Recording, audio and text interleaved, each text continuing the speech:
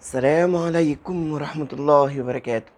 صباح الفل والياسمين على كل جمهور الأهلي، على كل لعيبة الكورة كل الحكام، كل المدربين، كل من هو في المجال الرياضي. هو النهارده في حاجة يا جماعة، أنا حاسس النهارده يعني النهارده إيه؟ النهارده السبت. طب في إيه النهارده؟ ده يعني في حد اتصل بيا يقول لي هو نهائي أفريقيا إمتى؟ صدقوا اكتشفت إن نهائي أفريقيا النهارده. بيراميدز هيلعب النهارده مع سان داونز الساعة 4 كمان ساعة. مفاجأة. يا خبر أبيض. يعني شوفوا لما الأهلي يجي يلعب الدنيا كلها بتستنى، العالم كله بيستنى عشان يتفرج على الماتش، الدول العربية كلها بتجري تتابع. بصراحة يعني لا، الأهلي قصة تانية خالص خالص خالص خالص. الأهلي لما يجي يلعب الدنيا كلها بتقف على رجل. لو الأهلي في نهائي أفريقيا النهارده كنت هتفرج على كل التلفزيونات وكل الاستوديوهات والدنيا مقلوبة. مفيش حاجة خالص. الله يكون في عونهم. وحقيقي بجد انا هقعد كمان شويه ان شاء الله اتفرج واشجعهم، مش هشجع ضدهم، بيمثلونا. خلاص هم بيمثلوا مصر وبيمثلوا الاهلي وبيمثلوا الزمالك والاسماعيلي، هم نائب بتاعنا خلاص. فان شاء الله انا بدعو كل الاهلاويه والزملكاويه والاسماعيلاويه والاتحادويه واي حد رياضي يشجع بيراميدز النهارده، ان هو بيمثل مصر في بطوله افريقيا في النهائي النهارده. ان شاء الله يكونوا موفقين ويرجعوا بنتيجه طيبه وياخدوا الكاس، وشيء هيساعدنا مش هيزعلنا كناس رياضيين. دي نقطة. بس برضو في حاجة غريبة عايز اسألكم عليها. و يا جماعة بجد ومش بهزر، مش عشان بصور فيديو، النادي الاهلي ده طعم تاني. يعني امبارح بطولتين في يوم. انا عايز اسأل، يعني امبارح فريق الكرة النسائية خد كاس مصر، وفرحة واحتفالات ومبروك للكابتن شادي محمد والجهاز اللي معاه. فرحة واحتفالات ودنيا، خدوا كاس مصر امبارح. وامبارح فريق الهاندبول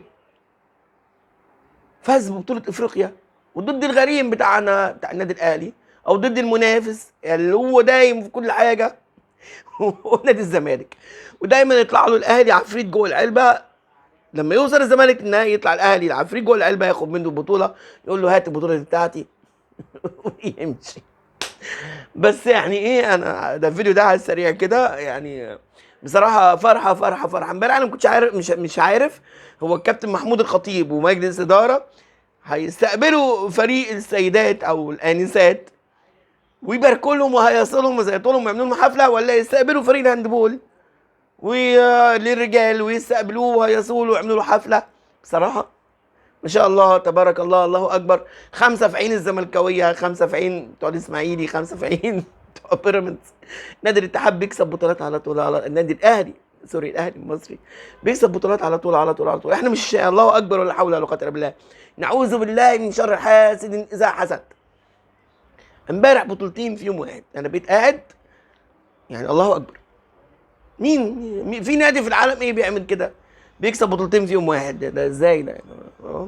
هو مكتوب للنادي الاهلي كده. يا كل الحاقدين، يا كل المستنيين وقوع النادي الاهلي، ما تستنوش. الاهلي ان شاء الله قائم باذن الله بفضل الله سبحانه وتعالى، وكل يوم بيزيد بطولات اكتر من اليوم اللي بعده. وانا مش عارف بيجيبوا دواليب منين يعني. انا حاجه عسل خالص.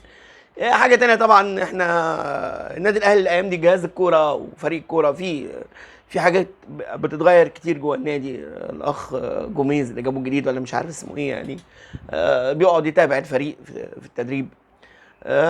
طبعا انا لو مكان الكابتن عماد النحاس هيبقى عندي شويه ضيق وزهق، يعني هو مش هيعلم عليا يعني، مدرب هو مدرب. برضو ما زلت اقول واكد دلوقتي رجع كريم الدبيس ورجع يرجع يحيى عطية الله. ودلوقتي انت في حيره يا كابتن عماد، هتلعب علي معلول ولا هتلعب احمد كوكا ولا هتلعب الدبيس ولا هتلعب يحيى عطية الله؟ طبعا يعني سعادتك لو قررت بعد اذنك في الماتش اللي باقي لك سيب شويه عندنا يعني، سيب شويه عند الاهلاويه ليك، عشان انا كنت بدافع عنك في الاول، دلوقتي زعلان منك على اخري. وبصراحه انا اسف خلاص، مش عايزك تقعد بعد ما كنت دافع عنك، لان انت كان فرصه لانك تنصر مظلوم. كنت تنصر علي معلول، احسن باك ليفت في افريقيا وفي النادي الاهلي حتى دلوقتي وفي سنه ده. كان فرصه تنصره على كولر اللي كان بيفتري عليه وبيظلم فيه، كان فرصه تنصره وتحط رجله في الملعب وتلعبه، مش تنزله يعمل اوفر زي ما انت قلت من سابق. علي معلول لعيب كبير وقديم، دلوقتي انا عايز اعرف هتلعب مين. اول ما هتفكر خلاص طبعا راجعهم، هتفكر برضه تفضل مقعده وتلعب كريم الدبيس. كريم لعيب كويس جدا جدا، والله اكبر عليه، وان شاء الله ده مستقبل الاهلي كريم الدبيس. يا ريت ما تمشوهوش، يا ريت ما يروحوش يجيبوا فرد باك ليفت من بره، بس ارجوك اولويات كده زي ما اتعلمنا. ابدا بعلي معلول الماتش الجاي ماتش فاركو، لعبه بعد اذن سعادتك، لعبه، هيفيد النادي الاهلي في كاس العالم للانديه. ده لعيب خبره وهيبقى له تقله في الملعب في كاس العالم للانديه ضد الفرق الكبيره.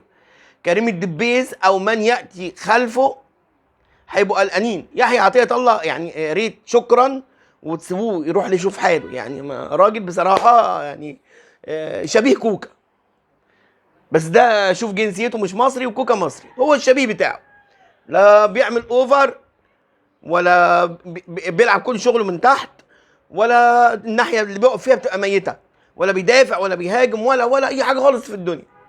هو شاط فاول في العارضه، وممكن يكون شاط فاول جابه جول، اي حد ممكن يشوط فاول. فيعني ايه بعد اذنك الماتش الجاي يا كابتن عماد لو تكرمت اكرم علي معلول يا سيدي واكرمنا. والله ما هو قريبي والله ما اعرفه، والله ما اعرفه الا من التلفزيون زي الناس العاديه، بس اعرفه كلاعب كوره جامد بتمتع وهو في الملعب، وبيجي عليه اوقات ما يوفقش زي الناس، كل اللعيبه بيجي عليها اوقات ما بتوفقش، بس اديله من فضلك، اديله يلعب الماتش الجاي. وكده انا ما فيش كلام اكتر ما ارجع تاني، عشان انا شديت ارجع للفرحه تاني بتاعت النادي الاهلي مفرحنا امبارح، ونتمنى ربنا يوفق نكسب فاركو الماتش الجاي عشان تبقى تالت بطوله كده على السريع. في الايام الجايه يبقى جمهور الاهلي يحتفل ويفرح، والاهلي هو الحاجه الوحيده اللي بتفرحنا في قلب مصر دلوقتي. يا ريت يا ريت يا ريت مش عايزين نلاقي حد يعتن علينا.